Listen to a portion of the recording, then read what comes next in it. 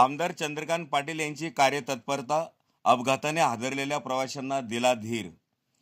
एका कार्यक्रमाच्या निमित्तानं जात असताना आमदार चंद्रकांत पाटील यांनी भुसावळ जवळील साकेगाव येथे माणुसकीचं दर्शन घडवलं आहे।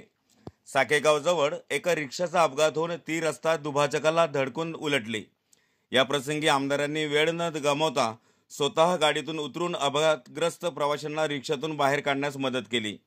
त्यांनी अपघातग्रस्त आणि घाबरलेल्या प्रवाशांना प्रचंड धीर दिला। तातडीनं रुग्णवाहिका बोलवून जखमींना वैद्यकीय मदत उपलब्ध करून देण्याची व्यवस्था केली। सविस्तर माहिती अशी की आमदार पाटील जळगाव येथे एका कार्यक्रमाच्या निमित्तानं जात असताना साकेगाव भुसावळ गावाजवळ एक रिक्षा रस्ता दुभाजकाला धडकते आणि रिक्षा उलटते। रिक्षातील प्रवासी आकांतानं ओरडतात।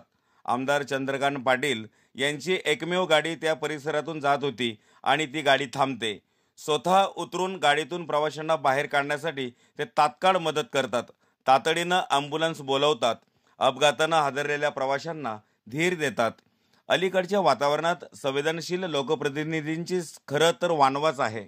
अशा वातावरणात एक विधानसभा सदस्य स्वतःहून अपघाताच्या प्रसंगी लोकांच्या मदतीला धावून जातो। त्यातूनच संवेदनशीलतेचं दर्शन घडतं। एका विधानसभा सदस्यानं स्वतः अपघातस्थळी धाव घेऊन केलेली ही मदत नक्कीच कौतुकास्पद अशीच आहे। त्यांच्यामध्ये माणुसकीचं दर्शन दिसून आलं। आमदार पाटील यांच्या या कृतीनं त्यांच्यातील सामाजिक जाणीव आणि संवेदनशीलता अधोरेखित झाली आहे। या त्यांच्या कार्यतत्परतेचे जिल्हाभरातून कौतुक होत आहे।